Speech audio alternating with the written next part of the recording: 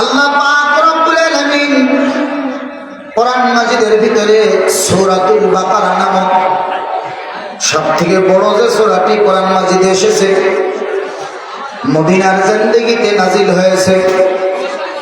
আমার দিকে খেয়াল করেন, সূরাতুল বাকারা 286 নম্বর আয়াত, মদিনায় নাজিল হয়েছে সূরাটি। কোন ইসরাইলের ঘটনা এই সূরার ভিতরে বেশি আলোচনা হয়েছে।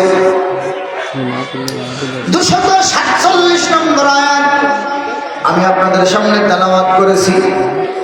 হুজুর সাল্লাল্লাহু আলাইহি ওয়াসাল্লামের কিছু হাদিসও তেলাওয়াত করেছি। তবে এই 247 নম্বর আয়াতের প্রেক্ষাপট আলোচনাটা তাফসীর শানে নুজুল, এটা আমি আপনাদের সামনে তাফসীরে ইবনে কাসির, তাফসীরে তাফহিমুল কোরআন, মাআরিফুল কোরআন, তাফসীরে মাযহারি, অনেক বড় বড় তাফসীর খণ্ডের ভিতর থেকে আমি আপনাদের সামনে আলোচনার জন্য নোট তৈরি করেছি। এই আয়াতটা নবীজির কাছে আল্লাহ পাক নাজিল করেছেন মদিনার জিন্দেগির ভিতরে থাকা অবস্থায়। নবীজি মদিনায় থেকেছেন 10 বছর। হিজরত করে মক্কা থেকে মদিনায় যাওয়ার পরে 10 বছর থাকার পরে তার ইন্তেকাল হয়েছে। কিন্তু নবুয়ত পাওয়ার পর সর্বপ্রথম মক্কার জিন্দেগিতে ছিলেন 13 বছর। কয় বছর?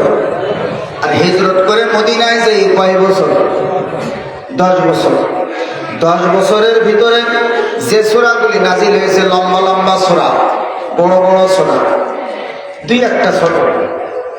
মাদানী সূরা একেবারে অল্প 2-1টা ছোট। কিন্তু মাক্কি সূরা যেগুলো, এগুলো বেশিরভাগ মাক্কি সূরা, ছোট সূরা। যেমন 30 নম্বর পারার ভিতরে যা আছে, আপনি আমি যা জানি, নাস, ফালাক, সূরা ইখলাস, সূরা কাউসার, সূরা ফাতিহা, সূরাতুল আসর, এগুলো কি বড় সূরা না ছোট সূরা? একেবারে ছোট ছোট সূরা। এগুলো নাজিল হয়েছে সব মক্কায়, তাই এগুলো মাক্কিয়া। আর মাদানিয়া সূরা বড় বড় সূরা, সূরা বাকারা, সূরা আলে ইমরান, সূরা নিসা, সূরা আনফাল, বড় বড় সূরা, এগুলো সব মদিনায় নাজিল হয়েছে। আল্লাহ পাক রব্বুল আলামিন বিভিন্ন ঘটনার প্রেক্ষাপটে কাফেররা প্রশ্ন করেছে নবীর কাছে। নবীকে বেকায়দায় ফেলার জন্য কাফেররা বিভিন্ন প্রশ্ন করে নবীকে দমানোর চেষ্টা করেছে। আর আমার আল্লাহ পাক রব্বুল আলামিন সেই প্রশ্নের সমাধান করার জন্য জিবরাইল আলাইহিস সালামের মাধ্যমে কোরআনের বিভিন্ন আয়াত, বিভিন্ন সূরা আল্লাহ পাক রাসূলের কাছে নাজিল করে কাফেরদের প্রশ্নের সমাধান দিয়ে দিয়েছেন। জোরে গান সুবহানাল্লাহ। নবীজির কাছে আল্লাহ পাক জানাচ্ছেন, হে আমার রাসূল, বনি ইসরাইলের সময় মুসা নবী, ওই সময়কারের একটা ঘটনা। আল্লাহ পাক রব্বুল আলামিন মুসা আলাইহিস সালামের পরে এমন একজন নবী ছিলেন, মুরব্বী বয়স্ক নবী, নাম ছিল তার হযরত শামুইল আলাইহিস সালাম। তাফসীরের ভিতরে তার নাম শামুইল এসেছে, শামুইল এসেছে, এরকম কয়েকটা নাম বর্ণনা করা হয়েছে। বেশিরভাগ যেটা এসেছে তার নাম শামুইল। হযরত শামুইল আলাইহিস সালাম ছিলেন একজন বয়স্ক নবী, মুরব্বী নবী। তিনি একজন মাজুর মানুষ। ময়দানে আন্দোলন করার জন্য, লড়াই করার জন্য শারীরিক তেমন শক্তি, বল এগুলো ছিল না। অথচ ওনার বিপরীত পক্ষে, ওনার উল্টো পাশে আর একজন শাসক ছিল। সে ছিল খুব দাম্ভিক, অহংকারী, কাফের। সে ছিল বড় একজন শক্তিমান, বড় একজন তাগুতি নেতা, দাপুটি নেতা, বীর যোদ্ধা, বিশাল বড় দাপুটি নেতা। নাম ছিল, ওই জালেম শাসকের নাম ছিল তার জালুত। জালেম শাসকের নাম ছিল জালুত। ওই জালুত যারা ঈমানওয়ালা, যারা আল্লাহওয়ালা, নবীওয়ালা, ইসলামওয়ালা, এদের উপরে অত্যাচার করত, নির্যাতন করত। খুব খেয়াল করে মনোযোগ দিয়ে আমার কথাগুলো শোনেন। এই আয়াতের উপরে আমি আপনাদের সামনে আলোচনা শুরু করেছি। আল্লাহ পাক রব্বুল আলামিন তার নবীকে জানিয়ে দিলেন, হে আমার হাবিব, হে আমার বন্ধু, হে আমার নবী, মুসা আলাইহিস সালামের ইন্তেকালের পরে উপরে, ওই সময় এই মুরব্বী নবীর আমলে একজন জালেম শাসক মুসলমানদের উপরে, বনি ইসরাইলদের উপরে অত্যাচার শুরু করে দিল, নির্যাতন শুরু করে দিল, ইচ্ছা মতন গুম করে, খুন করে, মেরে ফেলে, গ্রেপ্তার করে। আপনারা আমার কথা শুনতেছেন তো? কোরআনের তাফসীর বলছি, তার প্রেক্ষাপট বলছি আয়াতের উপরে। এই কঠিন একটা পরিস্থিতি, কঠিন একটা সময় পার করতেছে বনি ইসরাইলের লোকেরা। এই কঠিন পরিস্থিতির মোকাবেলা করার জন্য বনি ইসরাইলের লোকজনেরা আল্লাহর নবী শামুয়েল আলাইহিস সালামের কাছে যেয়ে বললেন, ওগো আল্লাহর নবী, আপনি আল্লাহর কাছে দোয়া করেন, আমাদের এই বনি ইসরাইল সহ আমরা যারা মুসলমান, আমরা যারা আল্লাহওয়ালা, আমরা যারা নবীওয়ালা, আমরা যারা ঈমান এনেছি, আমরা যারা আল্লাহকে মানি, ইসলামকে মানি, আমাদের তো রাত দিন অত্যাচার, নির্যাতন, জুলুম একটার পর একটা আমাদের উপরে শুরু করে দিয়েছে। তা আপনি আল্লাহ পাকের কাছে দোয়া করে দেন, আল্লাহ যেন নতুন একজন ইয়ং ম্যান, যুবক একজন রাজা, যুবক একজন বাদশাহ আল্লাহ পাক যেন আমাদের জন্য পাঠিয়ে দেন, আল্লাহ যেন আমাদের জন্য নতুন একজন রাজা নিযুক্ত করে দেন। এই কথাগুলো বনি ইসরাইলের লোকেরা বলল শামুয়েল আলাইহিস সালামের কাছে। শামুয়েল নবী বনি ইসরাইলের কথা শুনি তিনি আল্লাহর কাছে মোনাজাত করলেন। খুব খেয়াল করেন, আমার দিকে খেয়াল করেন। বনি ইসরাইলরা নতুন একজন রাজা, নতুন একজন নবী, বাদশার জন্য আল্লাহর কাছে প্রার্থনা করতে বললেন। সেই প্রার্থনাটা এবারও তিনি আল্লাহর কাছে পেশ করলেন। সেই আয়াতটা আমি আপনাদের সামনে তেলাওয়াত করেছি। ওয়াকালা লাহুম নাবিয়ুহুম ইন্নাল্লাহা ক্বাদ বা'আসা লাকুম মালিকা। আল্লাহু আকবার বলেন, আর জোরে কেন আল্লাহু আকবার।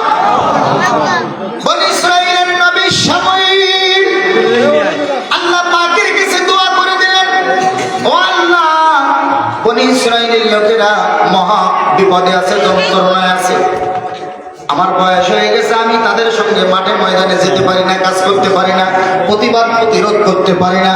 আপনি একজন ইয়ং ম্যান, নতুন একজন রাজা, নতুন একজন বাদশাহ, আপনি আমাদের জন্য পাঠিয়ে দিন আপনার তরফ থেকে। সুবহানাল্লাহ, সরকার আল্লাহু আকবার। জনাব আব্দুল কাদের ভাই তিনি আসছেন, আমরা তাকে বলি মারহাবা। মারহাবা। খুব খেয়াল করেন, বনি ইসরাইলের নবী যখন আল্লাহ পাকের কাছে দোয়া করল, আল্লাহ পাক রব্বুল আলামিন নবীর দোয়া কারেন্টের মতন কবুল করে নিলেন। যেরকম সুবহানাল্লাহ, দোয়া কবুল হয়ে গেল।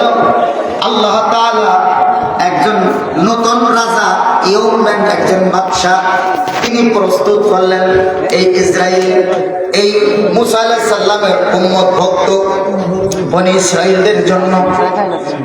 আমার এই বাদশার নাম হলো তালুত মালিকা। সরকার আল্লাহু আকবার। সে বাদশার নাম হলো বাদশা তালুত। বাদশা তালুত নামটা একটু মনে রাখেন। ইসলামের জন্য, কোরআনের জন্য, আপনার মুসলমানদের জন্য, বনি ইসরাইলদের জন্য কোরআনে বর্ণিত হয়েছে যেই নবীর নাম, যেই রাজার নাম, যেই বাদশার নাম, ওনার নাম হলো বাদশা তালুত। খুব খেয়াল করেন, বাদশা তালুত। আর ওনার বিপক্ষে, ইসলামের বিরুদ্ধে, কোরআনের বিরুদ্ধে, নবীর বিরুদ্ধে, আল্লাহর বিরুদ্ধে দুনিয়ায় যে জালেম শাসক ছিল ওর নাম হলো জালেম শাসক জালুত। নাম কি? জালুত। তাহলে ইসলামের পক্ষে যিনি ছিলেন, আল্লাহ তাআলা যাকে পাঠালেন তার নাম হলো তালুত। আর ইসলামের বিপক্ষে যিনি, উনি হলো জালুত। একদিকে তালুত আর একদিকে জালুত। তালুত হলো আল্লাহর পাঠানো নবী, ডানপন্থী। আর জালেম শাসক জালুত শয়তানের পক্ষ থেকে, তাগুতের পক্ষ থেকে বামপন্থী।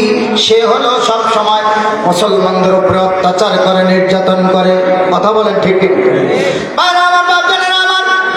এবার একটু খেয়াল করেন, হযরত শামুয়েল আলাইহিস সালাম বলেন, আল্লাহ, এই তালুতকে আমি কোথায়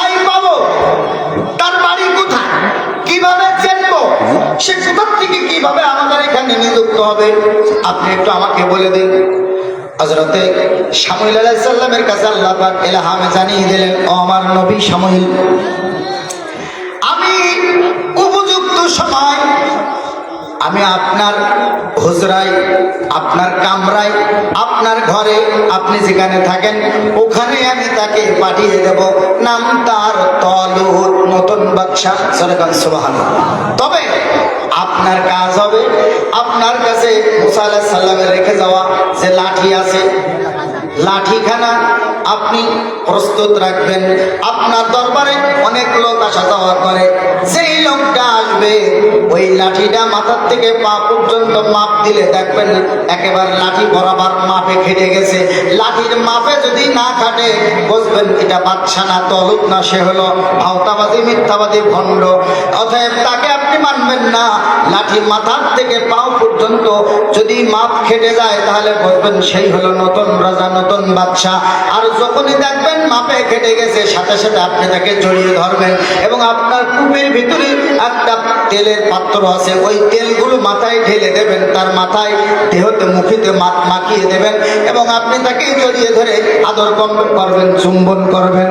সুবহানাল্লাহ বলেন। এবং আপনি তাকে জানিয়ে দেবেন আল্লাহ তাআলা আপনাকে এই বনি ইসরাইলের নতুন রাজা হিসাবে, বাদশা হিসাবে, নবী হিসাবে আল্লাহ নিযুক্ত করে দিয়েছে। জোরে জোরে গান সুবহানাল্লাহ, আরো জোরে গান সুবহানাল্লাহ। ভাইরা আমার, হঠাৎ করে হযরত শামুয়েল আলাইহিস সালামের দরবারে কত মানুষ আসে যায়, আর শামুয়েল নবী লাঠি বের করে মাপ দেয়। লোকে মনে করে লোকের বয়স হয়ে গেছে, মানে মাথা খারাপ হয়ে গেছে, শুধু যে যায় লাঠি বের করার মাথায় ধরে ঘটনা। কিন্তু ঘটনা তো আল্লাহ তাআলা জানিয়ে দিয়েছেন, লাঠির মাপে যেই খাটবে সেই হলো নতুন রাজা, নতুন বাদশা। হঠাৎ একজন ব্যক্তি খুনখুন করতে করতে হযরত শামুয়েল আলাইহিস সালামের দরবারে এসে হাজির হয়ে গেল। এই লোকটা কেন আসলো তার কারণ হলো সে মরুভূমিতে উটের রাখাল ছিল, তার কাছে অনেক মেষ ছিল, গরু ছিল, গাধা ছিল, ঘোড়া ছিল, গাধা ছিল, উট ছিল। এই উটের রাখাল উট চড়াইতে চড়াইতে হঠাৎ করে একটা উট হারিয়ে যায়। একটা উট, মরুভূমির উট, অনেক বড় উট, দামি উট হারিয়ে যাওয়ার পরে টেনশনে পড়ে গেল কোথায় পাবো উট। ওই উটটা খুঁজে পাওয়ার জন্য হুনফুন করতে করতে চলে আসলো নবীর দরবারে, এসে বলল, হুজুর আমি এসেছি, আমার একটা উট হারিয়ে গেছে, আপনি কি দেখেছেন? আমাদের খেয়াল করেন ভাই, এখানে কথার আওয়াজ করবেন না বেশি। হযরত শামুয়েল আলাইহিস সালাম এই লম্বা মানুষটাকে, বনী ইসরাইলের ভিতরে এই লোকটা এত বেশি পরিমাণ লম্বা, বলা হয়েছে ওই দেশের সবচেয়ে যারা লম্বা মানুষ, মোটা সোটা সান্ডা গন্ডা লম্বা মানুষ, ওই লম্বা মানুষরা পর্যন্ত তার পাশে দাঁড়াইলে তার কাঁধ পর্যন্ত মাথা আসে। অন্য মানুষদের মাথা বাদশা তালুতের কাঁধ পর্যন্ত আসে, কিন্তু বাদশা তালুতের মাথা আরো 1 হাত লম্বা। আল্লাহু আকবার। অন্য সব মানুষ ছাড়া আরো 1 হাতের মতো বেশি লম্বা। আমার হযরত তালুত উনি যখন চলে আসলেন, উনি এসে যখন শামুয়েল নবীর দরবারে উনি ধরা পড়ে গেলেন, লাঠির মাপে খেটে গেল, তেল মাথায় দেওয়া হলো, ওনাকে জানানো হলো আপনাকে আর যেতে দেওয়া হবে না, আল্লাহ তাআলা আপনাকে এই বনী ইসরাইলের নতুন রাজা, বাদশা নিযুক্ত করে দিয়েছেন। জোরে জোরে বলেন সুবহানাল্লাহ। হুজুর আপনার তো বয়স হয়ে গেছে, মাথা খারাপ, আমার আপনি রাজা বাদশা বানাই দিয়েছেন, আপনি খবর রাখেন কিছু? আপনি আমাকে নবী রাজা বাদশা বলতেছেন কেন? আমি তো গরিব মানুষ, আমি রাখাল, উট চড়াই, আমার একটা উট হারিয়ে গেছে, আমি সেইটা খোঁজার জন্য আমি এখানে এসেছি। তখন শামুয়েল নবী বলল, আরে বাদশা তালুত, আরে তালুত, তোমার আর উট খোঁজার দরকার নাই, ওগুলো আর তোমার দরকার না। আল্লাহ তাআলা একটা ওসিলা দিয়ে তোমাকে আমার কাছে পাঠিয়ে দিয়েছে। এখন থেকে তুমি এই বনী ইসরাইল রাষ্ট্রের তুমি হলো নতুন রাজা, নতুন বাদশা। জোরে কান আল্লাহু আকবার, আরো জোরে কান আল্লাহু আকবার। আর আমার বাপদাদারা আমার, যখনই নতুন রাজা, নতুন বাদশা হয়ে গেল, এই বাদশাহ হয়ে যাওয়ার পর যখন উনি জানিয়ে দিলেন, বনি ইসরাইলের লোকদেরকে বললেন, বনি ইসরাইলের লোকেরা, তোমাদের কাছে নতুন রাজা আমার আল্লাহ পাক পাঠিয়ে দিয়েছেন, অতএব তোমরা এখন তাকে গ্রহণ করো, তাকে এখন স্বাগতম জানাও। নতুন যদি চেয়ারম্যান হয়, এমপি হয়, তাহলে তাকে মানুষ ফুলের তোড়া দেয়, স্বাগতম জানায়, রিসিপশন করে, কত আনন্দ। কি কথা বলেন ঠিক কিনা? বনি ইসরাইলের নবী শামুয়েল বললেন, আজ থেকে তোমাদের এই হলো নতুন রাজা, নতুন বাদশাহ, ইনাকে তোমরা মেনে নাও। যেহেতু তোমরা আমার কাছে বলেছিলে আল্লাহর কাছে দোয়া করতে, আমি দোয়া করেছি, আল্লাহ কবুল করেছে, নতুন রাজা চলে এসেছে। এখন বনি ইসরাইলের প্রতিক্রিয়া, বনি ইসরাইলরা কি বলে এবার শুনুন। قالوا أنا يكون له الملك علينا ونحن أحق بالملك منه ولم يؤت سعة من المال।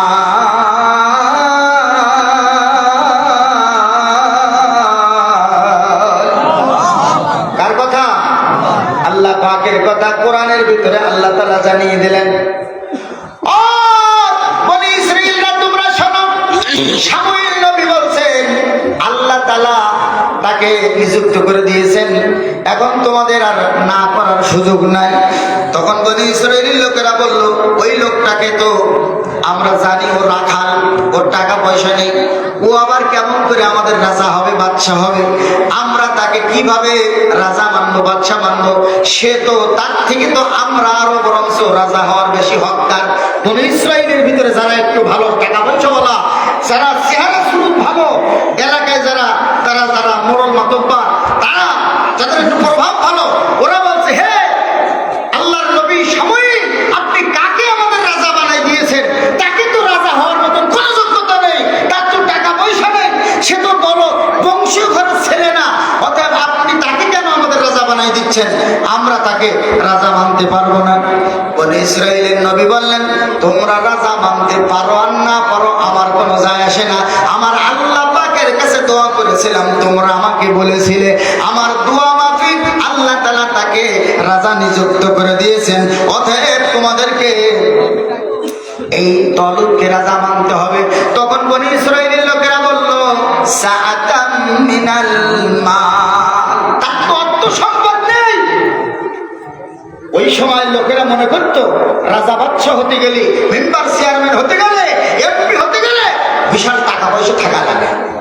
তারা ধারণা করতো এইটা, যে টাকা পয়সা না থাকলে, বংশীয় ঘরে ছেলে না হলে সে আবার কি করে রাজা হবে। কিন্তু আমার আল্লাহ পাক রব্বুল আলামিন জানিয়ে দিচ্ছেন, টাকা পয়সা থাকা লাগবে না, বংশীয় ঘরের ছেলে হওয়া লাগবে না। খুব খেয়াল করে শোনেন, কোরআনের তাফসীর বলছি আমি আপনাদের সামনে। যখন বনি ইসরাইলের লোকেরা মানতে পারছে না, আল্লাহ পাক রব্বুল আলামিন জানিয়ে দিলেন, ক্বালা ইন্নাল্লাহা আস্তাফাহু আলাইকুম ওয়া যাদাহু বাসতাতান ফিল ইলমি ওয়াল জিসম। আল্লাহু আকবার, সূরা আল্লাহু আকবার। বনি ইসরাইলের লোকদের উদ্দেশ্যে আমার আল্লাহ জানিয়ে দিলেন, শামুয়েল নবী বললেন, ও আমার বনি ইসরাইলরা, তোমরা যেহেতু আমার কাছে বলেছিলে একজন বাদশার কথা, নতুন রাজার কথা, আমি আল্লাহ পাকের কাছে বলেছিলাম, আল্লাহ পাক যাকে ভালো মনে করেছেন, উপযুক্ত মনে করেছেন, যাকে দিলে এই জালুতের বিরুদ্ধে লড়াই করা এবং জালুতের বিরুদ্ধে প্রতিবাদ মুখর হওয়া, ময়দানে মাথা উঁচু করে দাঁড়ানো, তোমাদের বনি ইসরাইলদের পাশে সাপোর্ট হয়ে দাঁড়ানো, এটার জন্য যেরকম ব্যক্তি প্রয়োজন আমি আল্লাহ পাক সেরকম ব্যক্তি নিযুক্ত করে দিয়েছি। জোরে বলেন সুবহানাল্লাহ। বনি ইসরাইলের নবী তিনি জানিয়ে দিলেন, ওয়াসাদাহু বাসতাতান ফিল ইলমি ওয়াল জিসম। আল্লাহু আকবার। বনি ইসরাইলের নবী বললেন, শামুয়েল আলাইহিস সালাম বললেন, ও বনি ইসরাইলিরা, তোমরা শোনো, এই বাদশা তালুত আল্লাহ তাআলা যাকে রাজা বানিয়েছেন, আল্লাহ তাআলা তার ভিতরে দিয়েছেন ফিল ইলম। ফিল ইলম, ইলম মানে কি? ইলমুন মানে জ্ঞান। আল্লাহ তাআলা তার প্রজ্ঞা দিয়েছেন, জ্ঞান দিয়েছেন, যেরকম জ্ঞান দেওয়ার দরকার, যেরকম প্রজ্ঞা মেধা দেওয়া দরকার, যেরকম জ্ঞান এলম কালাম সেরকম জ্ঞান দিলে বলে মানুষের সামনে সুন্দরভাবে কথা বলতে পারে, মানুষকে বুঝাইতে পারে, মানুষকে আহ্বান করতে পারে, সুন্দরভাবে ইসলামের পথে ডাকতে পারে। যেভাবে যে জ্ঞানে জ্ঞানান্বিত করলে সমাজটা সুন্দর হয়, সেরকম জ্ঞান আর আমি আল্লাহ পাক দিয়েছি। তার ভিতরে অল জিসিম মানে সুন্দর একটা বডি, বডি মানে দেহ, মাথা থেকে পা পর্যন্ত। বনী ইসরাইলের ভিতরে যত মানুষ ছিল সব মানুষ ছাড়া 1 হাতের মতো লম্বা বেশি। তাহলে এরকম লম্বা বলিষ্ঠ দেহের অধিকারী যখন জালুতের সামনে, তাগুতের সামনে, কাফেরের সামনে দাঁড়াবে, ওই লোকটাকে দেখে আর তার হুঙ্কার শুনে অটোমেটিক কাফের, নাস্তিক, মুরতাদ, বেঈমানেরা ভয়ে ময়দান ছেড়ে পালাবে। কথা বলে ঠিক? আমার আল্লাহ পাক এরকম একজন শক্তিশালী বলিয়া জ্ঞানী মানুষকে রাজা বানিয়ে দিলেন। কিছু মানুষ মেনে নিল, কিছু মানুষ একটু মন কষাকষি করতে লাগলো, সবাই কিন্তু এক চান্সে মানলো না। খুব খেয়াল করে শোনেন, এবার বনী ইসরাইলের নবী বলতেছেন, আল্লাহু ইউতি মুলকাহু মান ইয়াশা।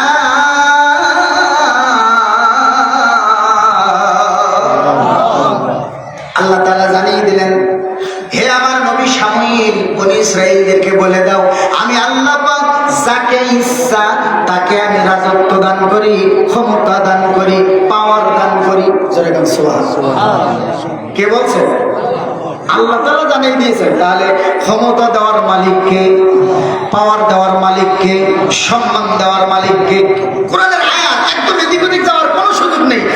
আল্লাহু ইউতি মুলকাহু মান ইয়াশা।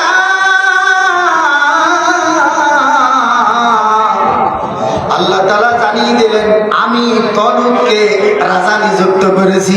ও বনী ইসরাইলি লোকেরা, তোমরা যতই মন কষাকষি করো না কেন, যতই তোমরা মানতে চাও না কেন, আমি আল্লাহ পাক তাকে নিযুক্ত করে দিয়েছি তোমাদের ভালোর জন্য, তোমাদের মঙ্গলের জন্য, তোমাদের কল্যাণের জন্য।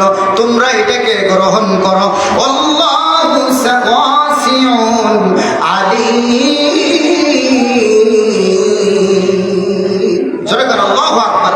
আল্লাহ তাআলা শ্রবণকারী এবং জ্ঞানী। আল্লাহ পাক রব্বুল আলামিন সব জ্ঞান রাখেন এবং সব জ্ঞানের উৎস আল্লাহ পাক রব্বুল আলামিনের কাছে। ভাইরা আমার, বাপ জানেরা আমার, উনি এবার রাজা হওয়ার পর, রাজা হয়ে যাওয়ার পর, বাদশা হয়ে যাওয়ার পর কিছু মানুষ কানাঘুষো করতে লাগলো গোপনে, সামনে কোনো কথা বলে না। উনি ছিলেন যুবক, বিবাহ শাদী করে ফেললেন রাজা হওয়ার পর। সুবহানাল্লাহ বলে। এখন রাজা হওয়ার পর যখন বিয়ে করলেন, শ্বশুর বাড়ির লোক ভারী হয়ে গেল। কিতাবের ভিতরে এসেছে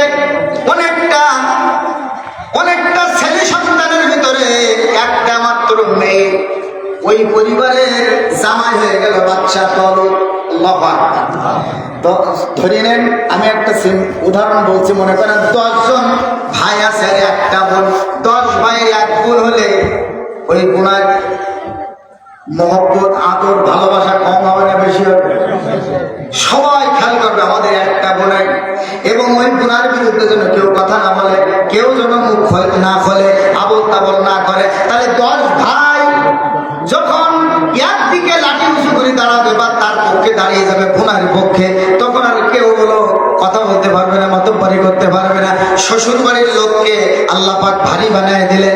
এরপরে তিনি রাজা হয়ে যাওয়ার পর তখন তিনি প্রশিক্ষণ,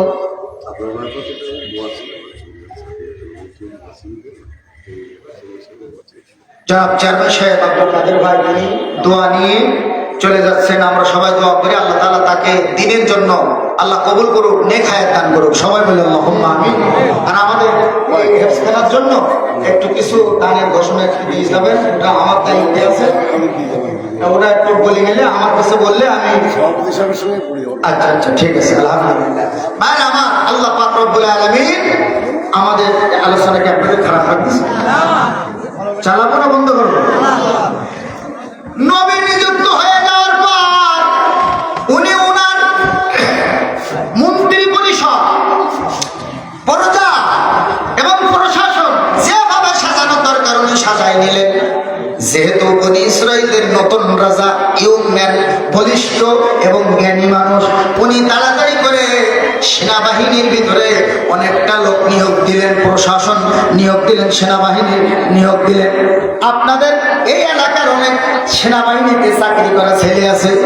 সেনাবাহিনী কিন্তু দেশের সম্পদ, দেশের দেশের সম্পদ, কিন্তু সম্পদটাকে যেন আমরা কোনো অবস্থায় না হারাই, সম্পদ যেন সম্পদের জায়গায় থাকে, তাদের যে দাম, ইজ্জত, সম্মান, এটা যেন রক্ষা করতে পারে। জোরেখানা আমি এই এলাকার অনেকেই সেনাবাহিনীর চাকরি করে, যেমন রাশেদ খান নামে একজন ছেলে আছে, উনি যমুনা সেতুর ওই পাশে থাকে। আমি গত সপ্তাহে মাহফিলে গিয়েছিলাম, গত সপ্তাহের আগের সপ্তাহে টাঙ্গাইল এবং ময়মনসিংহ, তো একই সাথে পাশাপাশি আমরা যাচ্ছি। আমি বললাম, ভাই আপনার বাড়ি কোথায়? তো বলে ঘোড়া ছেড়ে দেন। আমি বলি, আপনি কোথায় কি করেন? তখন বললো যে আমি এরকম সেনাবাহিনীতে চাকরি করি, যমুনা সেতুর পাশে। তা আলহামদুলিল্লাহ, আমার দেখে খুব ভালো লাগলো। আরো কয়েকজন দেখলাম, আমাদের সাতক্ষীরার ছেলে, অনেক ছেলে আমাদের আশেপাশে সেনাবাহিনীতে আছে। আলহামদুলিল্লাহ, জোরে কেন আলহামদুলিল্লাহ।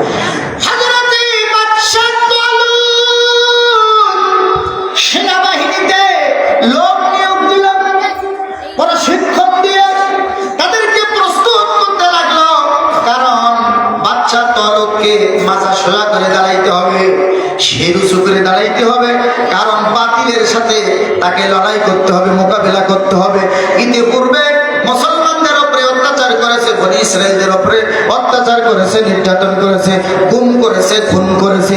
এরকম ভাবে এই অত্যাচার নির্যাতন চালিয়েছে জালেম শাসক, জালেম শাসক জালুদ। সে কিন্তু আছে ওই দেশেই আছে, তবে নদীর এক পারে আছে, আর এরা আছে নদীর আর এক পাশে। আর আমার বলা হয়েছে তাফসীরের ভিতরে নদীটির নাম দিয়েছে জর্দান নদী।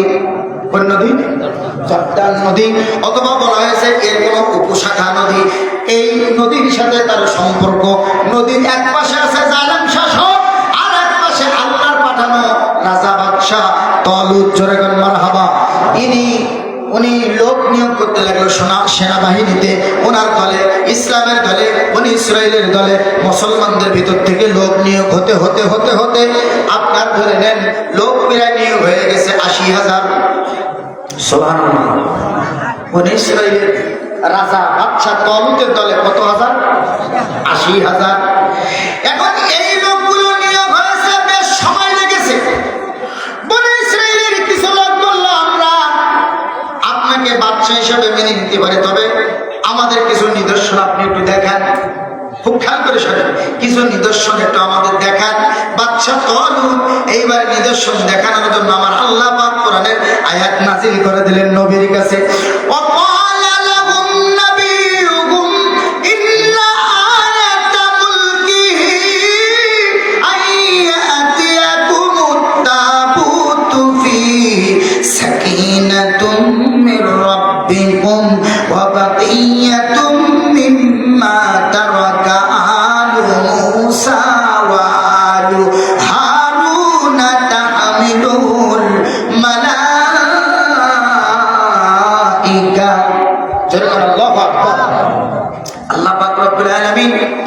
শামুয়েল নবীর কাছে জানিয়ে দিলেন বাদশা তলুতের ব্যাপারে, উনি যে আল্লাহ পাকের পাঠানো রাজা বাদশা, আল্লাহ পাকের তরফ থেকে এসেছেন। উনি নিজে নিজে রাজা হননি, নিজে নিজে বাদশা হননি, আল্লাহ ওনাকে হয়েছেন। আর এই ব্যাপারের জ্বলন্ত প্রমাণ হলো মুসা এবং হারুনের সময় একটা সিন্দুক ছিল। কি ছিল? সিন্দুক, সাকিনা, একটা সিন্দুক ছিল, যার ভিতরে মান্না সালওয়ার কিছু অংশ ছিল, তাওরাত ছিল। এরপরে মুসা আলাইহিস সালাম এবং হারুন আলাইহিস সালামের অনেক জিনিসপত্র ছিল, পাগড়ি ছিল, তাওরাত ছিল, অনেক যন্ত্র ছিল। শুধু তাই না, এই সিন্দুকটা বনি ইসরাইলরা যেখানে রাখতো বরকত হতো।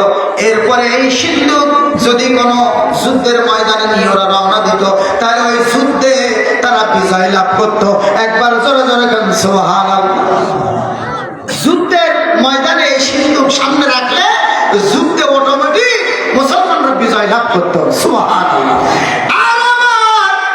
কিন্তু খ্রিস্টানের, আপনার ইহুদির কিছু লোকজনেরা যারা এই বিজয় মেনে নিতে পারল না, সহ্য করতে পারল না, তারা এই সিন্দুকটা চুরি করলো? চুরি করে নিয়ে চলে গেল। বনি ইসরাইলের হাতের থেকে সিন্দুক বেরিয়ে গেল। এখন এরা এই সিন্দুক আর কোথাও খুঁজে পায় না। কোথায় গেল, কোথায় গেল? ওরা তো লুকিয়ে রাখে সেখানে। সেখানে হয় মুসিবত, সেখানে হয় বিপদ, সেখানে হয় মহামারী। আল্লাহু আকবার বলেন। যারা চুরি করে নিয়ে গেছে, ও যে জায়গায় নিয়ে রাখে সেই এলাকায় মহামারী দেখা দেয়, সেই এলাকার মানুষ বিপদে পড়ে, সেই এলাকার মানুষ মুসিবতে পড়ে। একটার পর একটা অঘটন, দুর্ঘটনা ঘটতে থাকে। এইরকম ভাবে দুর্ঘটনার জন্য ওরা এইটার প্রতি অতিষ্ঠ হয়ে গেল। ওরা আবার এটা রাখতে চাইলো না। ওরা আর এই সিন্দুককে সহ্য করতে পারছে না। তাই ওরা তাড়াতাড়ি চিন্তা করলো, এই সিন্দুক আমরা গরু গাড়ি মার্কা গাড়ির উপরে উঠাই দিয়া এই সিন্দুকটা আমরা ছেড়ে দেবো। ভাই আমার খুব খেয়াল করে শোনেন, এই সিন্দুকটা ওরা কিন্তু ছেড়ে দিচ্ছে। আর এদিকে আল্লাহ পাক রব্বুল আলামিন বাদশা তালুতকে সঠিক রাজা, আল্লাহর পাঠানো রাজা, এইটা প্রমাণ করার জন্য বনি ইসরাইলের কাছে ওই হারানো সিন্দুকটা ফিরিয়ে দেওয়ার ব্যবস্থা করেছেন। একবার জোরে জোরে গান সুবহানাল্লাহ। কিছুক্ষণ পর, কিছু সময় পর, অতিবাহিত হওয়ার পর আল্লাহ পাকের কুদরতি ইশারা, আল্লাহ পাকের মেহেরবানিতে আল্লাহ পাক রব্বুল আলামিন ওই সিন্দুকটা এরকম একটা বাহনের উপরে, কোনো যানবাহন না, কোনো গাড়ি ঘোড়া না, একটা মনে করেন যে কোনো একটা ভ্যানের বডির মতো একটা বডির উপরে ওই সিন্দুকটা বসায়া আল্লাহ পাক রব্বুল আলামিন ফেরেশতাদের মাধ্যমে বাদশা তালুত যেখানে আছে সেই বাসভবনে এই সিন্দুকটা আল্লাহ পৌঁছায়া দিলেন। আরো জোরে গান সুবহানাল্লাহ। সিন্দুকের মালিক কে? পৌঁছায় দিলেন কে? এই সিন্দুক ছিল মুসা আলাইহিস সালামের সময়ের সিন্দুক, খুব পবিত্র, খুব সম্মানিত। বাইরে আমার বাবারা আমার, এবার খেয়াল করেন আল্লাহ পাক রব্বুল আলামিন এই ঘটনার ভিতরে মুমিনদের জন্য শিক্ষণীয় বিষয় রেখেছেন। জোরে গান সুবহানাল্লাহ। আমরা যারা মুমিন মুসলমান বলে দাবি করি, আল্লাহ যে একজন আছেন এবং তিনি যে সবকিছুই করতে পারেন সেগুলো সব বর্ণনা করে তিনি দেখিয়ে দিচ্ছেন। এবার আমরা তার পরবর্তী আয়াতে চলে যাই। ফালাম্মা ফাসালা তালুতু বিল জুনুদি ক্বালা ইন্নাল্লাহা মুবতালিকুম বিনাহার। আল্লাহু আকবার। জোরে বলেন আল্লাহু আকবার। আল্লাহ পাক রব্বুল আলামিন বাদশা তালুতকে জানিয়ে দিলেন, বাদশা আর দেরি নয়, অনেক সময় পেয়েছো, এবার তোমার ওই জালেম শাসকের বিরুদ্ধে লড়াই করতে হবে, ময়দানে ঝাঁপিয়ে পড়তে হবে। তোমার যে সৈন্যবাহিনী তুমি তৈরি করেছো, কত হাজার? জোরে বলেন। ৮০,০০০। আপনারা খুব খেয়াল করে শোনেন, মক্কায় নবীজি ছিলেন ১৩ বছর, কিন্তু কাফেরদের বিরুদ্ধে একদিনও ময়দানে লড়াই করতে পারেনি, যাওয়ার হুকুম হয়নি, আল্লাহ তাআলা অর্ডার দেননি। কিন্তু যখনই তিনি মদিনায় চলে গেলেন, মদিনায় যে যখন রাষ্ট্র ক্ষমতা পেলেন, আল্লাহ তাআলা যখন রাষ্ট্র ক্ষমতা দান করলেন, মদিনার প্রেসিডেন্ট হয়ে গেলেন আমাদের নবী জনাবে মুহাম্মদুর রাসূলুল্লাহ, সবাই বলেন সাল্লাল্লাহু আলাইহি সাল্লাম। অষ্টম হিজরিতে ১০,০০০ সাহাবা নিয়ে এবার তিনি রওনা করেছেন মক্কা বিজয়ের লক্ষ্যে। সুবহানাল্লাহ। আর এর ভিতরে অনেক উহুদ, বদর, খন্দক, অনেক যুদ্ধ, মুতার যুদ্ধ, বিভিন্ন যুদ্ধ, আহজাবের যুদ্ধ সংঘটিত হয়েছে। জোরে জোরে গান সুবহানাল্লাহ।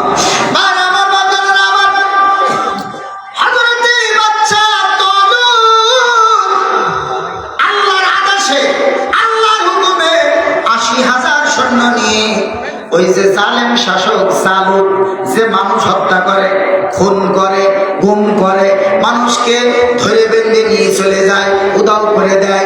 মনে করেন বিগত ফ্যাসিস্টের আমলে আমরা যেটা লক্ষ্য করেছি, আমাদের যারা ইমানদার মুসলমান, যারা নামাজি, যারা আলেম ওলামা, যারা একটু ভালো পরেজগার, দোষটা হলো পরেজগার, এরকম নামাজি, হাজি, মাওলানা, মৌলবী, টুপিওয়ালা, দাড়িওয়ালা, এইগুলো দেখলেই এক শ্রেণীর ফ্যাসিস্টের ওরা কিন্তু খেপে যেত, রেগে যেত, সহ্য করতে পারতো না।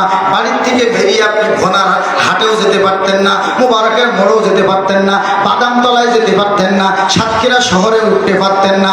এক শ্রেণীর ফ্যাসিস্ট ছিল, ওরা কিন্তু সব সময় নজরে নজরে রাখতো যারা ইসলামের পক্ষে, কোরআনের পক্ষে, ইসলামী আন্দোলনের পক্ষে, যারা বাংলার জমিনে যারা ইসলাম চায়, কোরআন চায়, নবীর শাসন চায়, আল্লাহ তাআলার দ্বীন যারা প্রতিষ্ঠিত করতে চায়, এদেরকে নজরে নজরে রাখতো। এরা যখন ঘর থেকে বাহির হতো সাথে সাথে থানায় ফোন করে দিত, ওই বেরিয়েছে। কথা বলেন না কেন? বাড়ির থেকে বাইরে হওয়ার সাথে সাথে গোয়েন্দা রিপোর্ট চলে যেত। কি আপনাদের এলাকায় মনে হয় কোনো অসুবিধা হচ্ছে?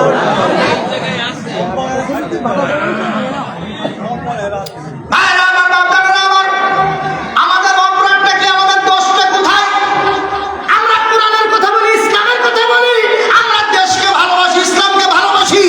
জাতীয়তাবাদী দল বিএনপি, আমাদের আল্লাহর রব চেয়ারম্যান, তাকেও বারবার অ্যারেস্ট করা হয়েছে, তার ছেলেটাকেও গুম করা হয়েছে। কথা বলে ঠিক? বিএনপির ভাইরা যারা আছে তারাও বাড়িতে থাকতে পারে নাই। আপনি আমি যারা ইসলাম মানে, কোরআন মানে, ইসলামের কথা বলি, ইসলামের সমাজ কায়েম করতে চাই, আমাদেরকেও তারা বাড়িতে থাকতে, জনগণ থাকতে, রাতে বাড়িতে হামলা করেছে, তারা করেছে, আমাদের স্ত্রী সন্তানদের উপরে নির্যাতন চালিয়েছে। কথা বলেন ঠিক কিনা?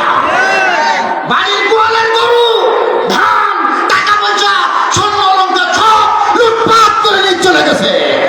ওই ফ্যাসিস্ট ওদেরকে আমরা বাংলাদেশে ওদেরকে আর মাথা উঁচু করে দাঁড়াতে দেবো না। কথা বলেন ঠিক কিনা? তোমরা স্বৈরাচারের ভূমিকা পালন করে ফ্যাসিস্টের আমলে আমাদের যে কি কষ্ট, কি নির্যাতন, ইস্টিমুলার চালিয়েছে, আমাদের ঘর বাড়ি পর্যন্ত ভেঙে চুরমার করে দিয়েছে। কথা বলেন ঠিক কিনা? আমাদের নিরহন ওলামায়ে কেরাম, মসজিদের ইমাম, আলেম ওলামা ঈশান নামাজ পড়ে খেয়ে বাড়িতে ঘুমিয়ে আছে, হঠাৎ 3 গাড়ি 4 গাড়ি পুলিশ যেয়ে ধুমধাম করে ধরে নিয়ে থানায় নিয়ে চলে গেছে। হুজুর চলেন। কি কথা বলেন ঠিক কিনা? আমি কি বানিয়ে বলছি? তা আপনি কেন নিয়ে যাচ্ছেন? আমি একজন ঘুমান্ত মানুষ, কিছুই তো জানি না, কিন্তু আপনার কিছু জানা লাগবে না, সব রেডি করে আছে, আপনি চলেন। ওসি সাহেব আপনার সালাম দেশ। কি কথা বলেন ঠিক কিনা? কি জুলুম, কি নির্যাতন! মানুষ বাড়িতে থাকতে পারে না, রাত্রে মশার কামড়ে, শিয়াল কুকুরের ভয় ছিল না, আগানে বাগানে গাছে ধান খেতে আলু ভান্ডারে ঘেরের টঙে রাত পার করেছে। কথা বলেন ঠিক কিনা? এই দুঃসময়কে আপনারা আর ফিরে পেতে চান? এই দুঃসময়কে আর দেখতে চান? তাহলে আমরা এই দেশে যারা আছি, আমরা আমাদের দেশকে ভালোবাসি। কথা বলেন ঠিক কিনা? আমরা ইসলামকে ভালোবাসি, আমরা কোরআন সুন্নাহকে ভালোবাসি। আমাদের যে সকল নেতা কর্মীদের উপরে অত্যাচার নির্যাতন করেছে আমরা ভুলে যাই না। কথা বলেন, ভুলে গেছি নাকি? আমাদের যাদেরকে গুম করা হয়েছে, খুন করা হয়েছে, আমরা ভুলে যাই না। আমাদের যেসব নেতাদেরকে ফাঁসি দেওয়া হয়েছে, হত্যা করা হয়েছে, ক্রস ফায়ারের নাটক করা হয়েছে, আমরা ওগুলো ভুলে যাই না। কথা বলেন ঠিক কিনা? যেরকম নির্যাতন আমরা পেয়েছি, সেরকম নির্যাতন পেয়েছে বিএনপির ভাইরা। কথা বলেন ঠিক কিনা? আল্লাহ তাআলা এর উত্তম যাজা প্রতিদান যেন আমাদের দান করে। আগামী বাংলাদেশ সন্ত্রাস এবং ফ্যাসিবাদ মুক্ত বাংলাদেশ আমরা কায়েম করতে চাই। কারা কারা রাজি আছেন তো হাত তুলে আল্লাহকে দেখিয়ে দেন লিল্লাহি তাকবীরের মাধ্যমে। নারায়ে তাকবীর, নারায়ে তাকবীর। এই যে তাকবীর দেশ, আমার মনে হয় যে আপনাদের ভয় লাগতেছে, ভয় লাগতেছে। তাহলে আপনাদের উপরে পুলিশ নেই, হামলা করার মতন কেউ নেই, ডিসি সাহেব লোক পাঠাবে না, এসপি সাহেব পাঠাবে না, ওসি সাহেব পাঠাবে না, পুলিশ দারোগা চৌকিদার কেউ এসে ডিস্টার্ব করবে না। তাকবীর দিতে আপনাদের এত অসুবিধা কোথায়? এমন তাকবীর দেব দিল্লির মসনদ পর্যন্ত কেঁপে যাবে। যে জায়গায় ফ্যাসিস্ট ডাইনি মহিলা খুনি হাসিনা আছে, ওই জায়গা পর্যন্ত থরথর করে কাঁপতে থাকবে।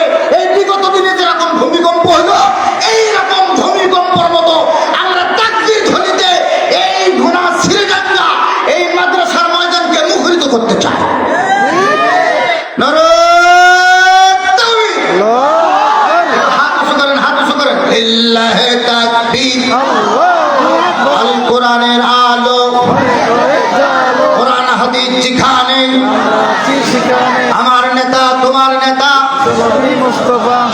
নবীদের শ্রেষ্ঠ নেতা, মসজিদ মাদ্রাসা যেখানে, তাফসীর মাহফিল যেখানে, উলামায়ে কেরাম যেখানে,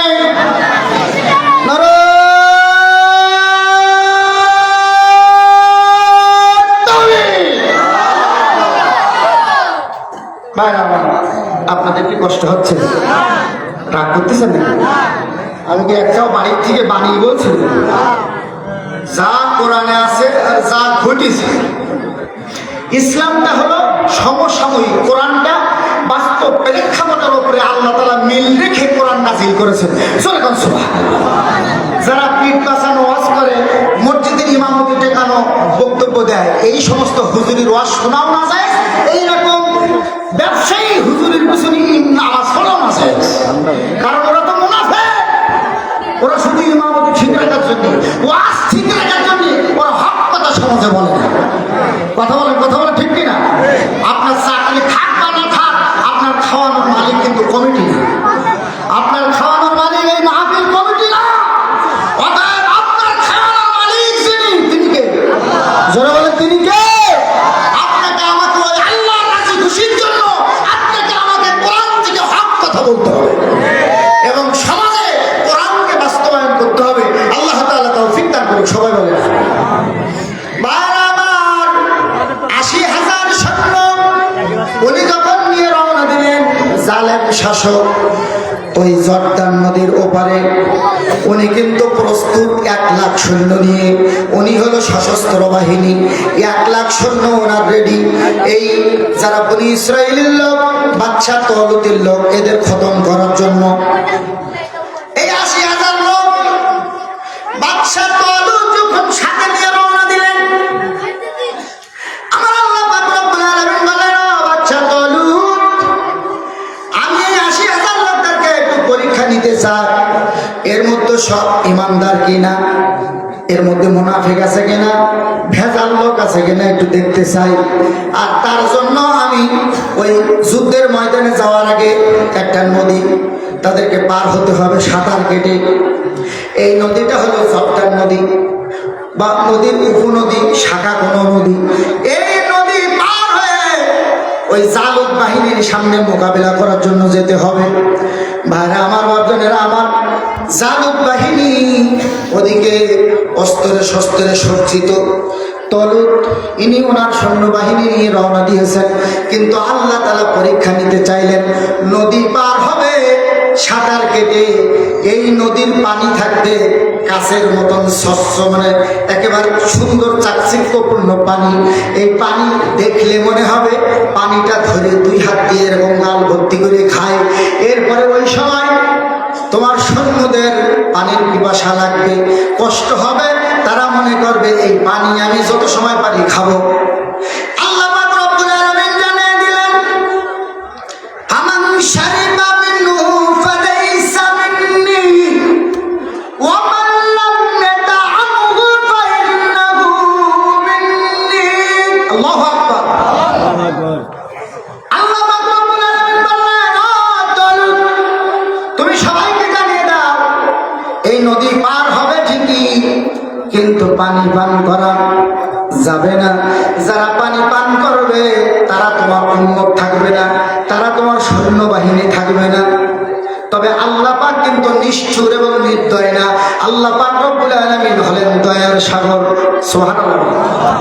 এই কথা বলার পরে আমার আল্লাহ পাক জানিয়ে দিলেন, ফামান শারিবা মিনহু ফালাইসা মিন্নি ওয়া মান লাম ইয়াতআমহু ফাইন্নাহু মিন্নি ইল্লা মান ইগতারাফা গুরফাতাম বিয়াদি। আল্লাহু আকবার।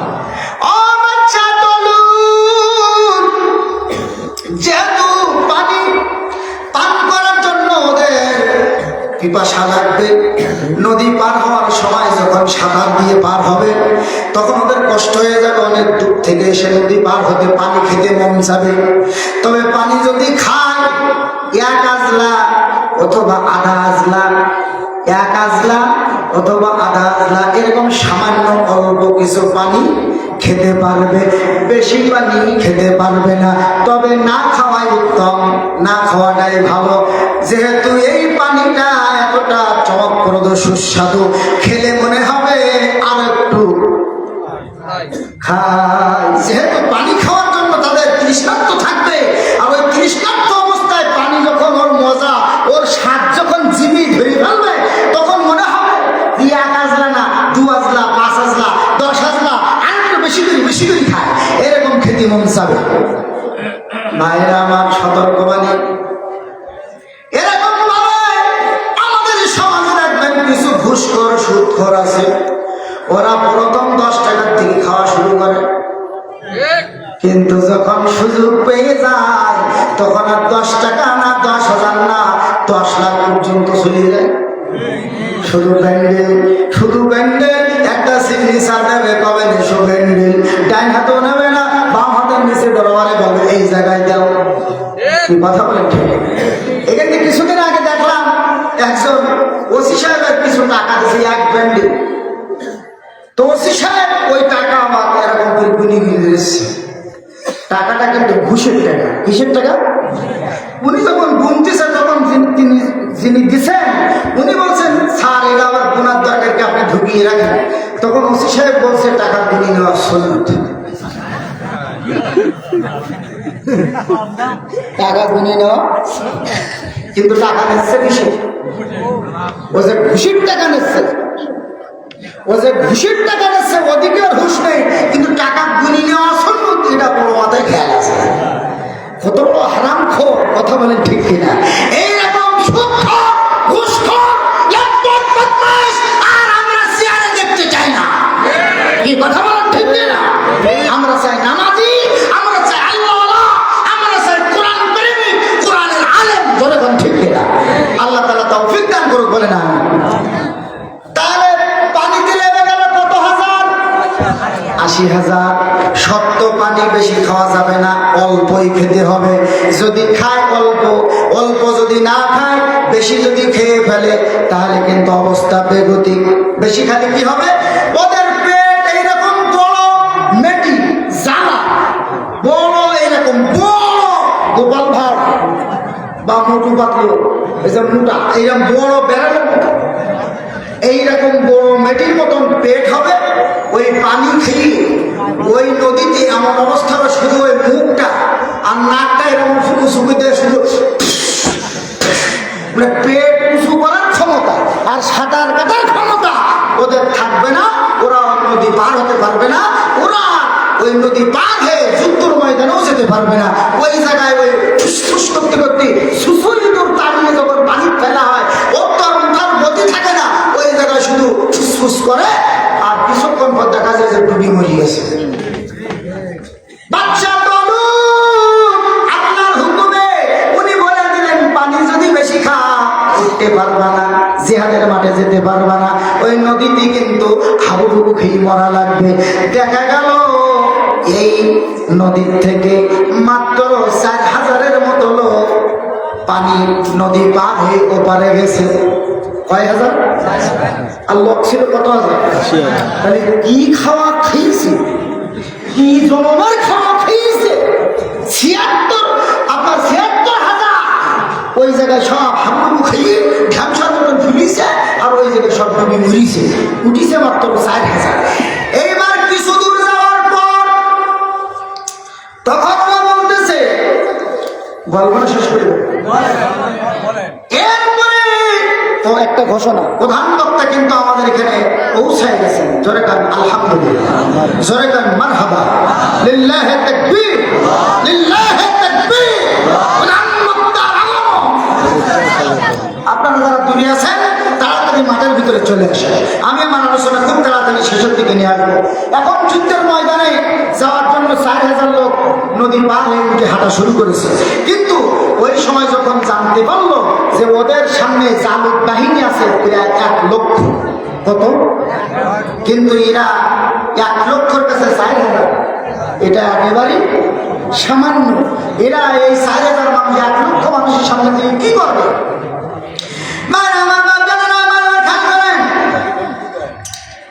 ইল্লা কলিলাম মিনহুম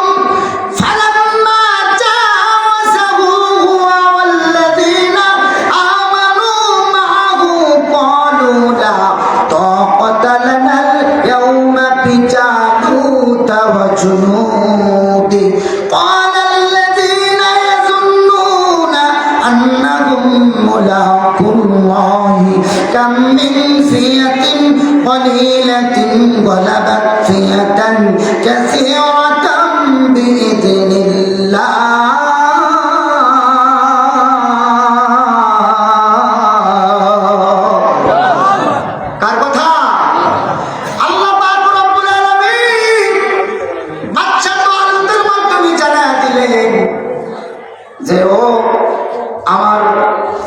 ইসলামের পক্ষের সৈনিকরা, চিন্তা করো না, অল্প সংখ্যক মুসলমানের মাধ্যমে বেশি সংখ্যক কাফেরদের ভিতরে আল্লাহ তাআলা ঈমানদার অল্প হলেও আল্লাহ তাআলা বিজয় দান করে। জোরে বলেন সুবহানাল্লাহ। এই কথা আলোচনা করতে করতে ওনারা হাঁটতেছিল, হঠাৎ করে পিছন থেকে আরো প্রায় 3500-এরও বেশি মানুষকে কি বলল, 1 লক্ষ মানুষের সামনে আমরা যাব, ওরে বাবা আমাদের তো কচু কাটা করে দেবে, টিকতেই পারবো না, পিছন থেকে পালালো প্রায় 3500-এরও বেশি। এক কথায় মাত্র 313 জন লোক বাচ্চা তলুতের সাথে থাকলো। কতজন? সবাই বলেন কতজন? 313। আর পিছন তো সবাই ভেঙে গেল। কিতাবের ভিতরে তাফসীরের ভিতরে এসেছে বদরের যুদ্ধে যতটা সৈন্য ছিল, বদরের যুদ্ধে সৈন্য ছিল কতটা? 313। নবীকে আমার আল্লাহ পাক জানিয়ে দিলেন বদরের যুদ্ধে যতজন সৈন্য ছিল ঠিক ততজন সৈন্য আর বাচ্চা তলুতের সাথে ছিল। আর বাকিরা সবাই পিছন থেকে কেটে পড়ল। এই কেটে পড়ে যখন চলে গেল 313 জন যখন সামনে অগ্রসর হওয়া শুরু করলো, খুব খেয়াল করে শোনেন, অল্প কথার ভিতরে শেষ করতেছে। বাচ্চা তালুত ওনাদের নিয়ে রওনা হলেন 313 জন, কিন্তু এর ভিতরে অন্য আরেকজন যুবক উদীয়মান নবী হবে সামনে, এরকম একজন যুবক ওই 313-র ভিতরে আছে, নাম তার হযরতে দাউদ। যেরকম আল্লাহু আকবার, আর যেরকম আল্লাহু আকবার। ওই 313 জনের ভিতরে যিনি নতুন মানে যুবক আছেন, পরে নবী হবেন, ওনার নাম কি? হযরতে দাউদ। এই দাউদ যখন ওনাদের সাথে হাঁটতে হঠাৎ করে ওনার পায়ের সামনে একটা পাথর, এরকম একটা ছোট পাথর লাফ মেরে উঠে বলে, আরে দাউদ তাড়াতাড়ি আমাকে তুমি ধরো। কে বলছে? পাথর বলছে, দাউদ আমাকে ধরো, তোমার থলির মধ্যে প্যাকেটের মধ্যে রাখো, পরে কাজে লাগবে। আল্লাহু আকবার। দাউদ নবী ভাবলেন নিশ্চয় এর মধ্যে কোনো কল্যাণ আছে, এর মধ্যে কোনো কাহিনী ঘটনা আছে। উনি পাথরটা উঠালেন, থলির মধ্যে রাখলেন, আবার কিছু দূর যাওয়ার সাথে সাথে আর এক পাথর লাফ মেরে উঠে বলে, আমার ধরো দাউদ, তোমার থলির মধ্যে রাখো। পাথর হইলে কয়টা? এরপরে আবার কিছু দূর যাওয়ার পরে আর একটা পাথর লাফ মেরে উঠে বলে, দাউদ তাড়াতাড়ি ধরো, থলির মধ্যে পড়ো, সামনে যেখানে যাচ্ছ কাজে লাগবে। জোরে জোরে কান মারহাবা, লিল্লাহি তাকবীর। 313। ওদিকে কাফের সৈন্য 1 লাখ। কাফের সৈন্য কত? ময়দানে যাওয়ার আগে ওনারা গোয়েন্দা পাঠাইছে, বাদশা জালেম শাসক গোয়েন্দা পাঠাইছে, এরা লোকজন কতটা দেখতে। এরপর ইনারা দূত পাঠিয়েছে লোকজন কতটা দেখতে। উভয় দেখা দেখির ফলে ওনারা জানতে পারলো এদের অল্প সংখ্যা আর ওদের বেশি সংখ্যা। ওই বেশি সংখ্যা জালুত বলল, সামান্য কিছু মানুষ 313, এটা তোমাদের কারণ লাগবে না, আমি একাই যথেষ্ট এই 313 জন্য। আরে আহাম্মক, তুই তো বুঝলি না মুসলমানদের ইমানের কত শক্তি। কথা বলেন ঠিক কিনা? ও যখন 313 জন্য একা ময়দানে চলে আসলো, এদিকে বাচ্চা তালুত 313 জন নিয়ে ময়দানে নামার জন্য সিদ্ধান্ত নিলেন আর আল্লাহর কাছে দোয়া করলেন।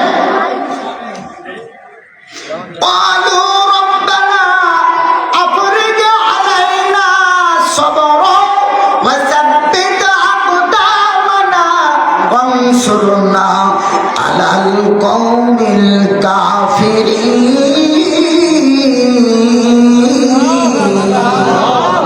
হে আল্লাহ, তুমি আমাদের পদযোগা মজবুত করে দাও, শক্ত করে দাও।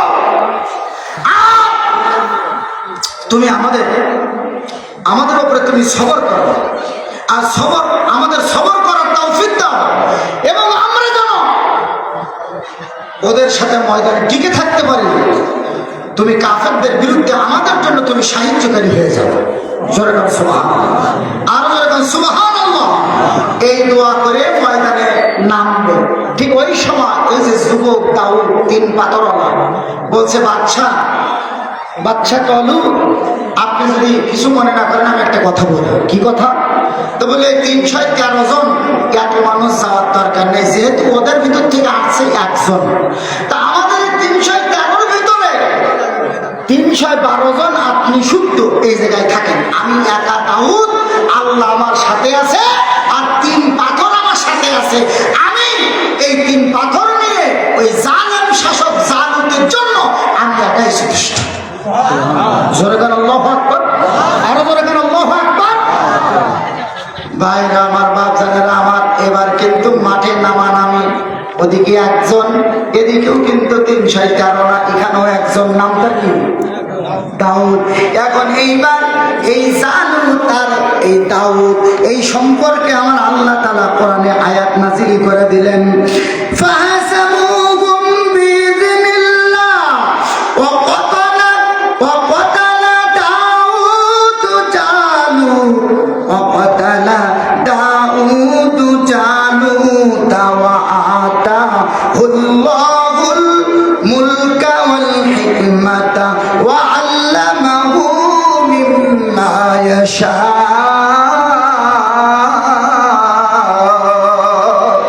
জোরে বলো আল্লাহু আকবার। তাহলে আমাদের এখন সামনে ওয়াজ একেবারে অল্প, শুধুমাত্র যুদ্ধের ময়দানে এদিকে একজন ওদিকে একজন। বাদশা তলুতের পক্ষে যিনি, ইনি দাউদ, আর ওবারে আছে জালুত, 2 জন মাঠে। এখন এবার কি হয় যুদ্ধ, এবং কি হয় তার ফলাফল, কে যুদ্ধে হারে আর কে জেতে, এই রিজাল্ট আমার আল্লাহ কোরআনে দিয়ে দিয়েছে। জোরে বলেন সুবহানাল্লাহ, আর জোরে বলেন সুবহানাল্লাহ।